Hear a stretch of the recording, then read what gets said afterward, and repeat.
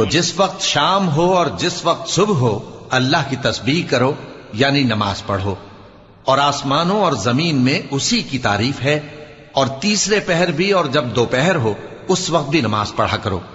وہی زندہ کو مردے سے نکالتا ہے اور وہی مردے کو زندہ سے نکالتا ہے، اور وہی زمین کو اس کے مرنے کے بعد زندہ کرتا ہے، اور اسی طرح تم دوبارہ زمین میں سے نکالے جاؤ گے۔ اور اسی کی نشانیوں میں سے ہے کہ اس نے تمہیں مٹی سے پیدا کیا، پھر اب تم انسان ہو کر جا بجا پھیل رہے ہو، اور اسی کی نشانیوں میں سے ہے کہ اس نے تمہارے لیے تمہاری ہی جنس کی عورتیں پیدا کی تاکہ ان کی طرف مائل ہو کر آرام حاصل کرو، اور تم میں محبت اور مہربانی پیدا کر دی۔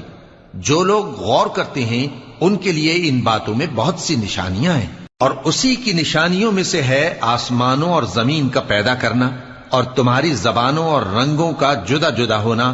اہل دانش کے لیے ان باتوں میں بہت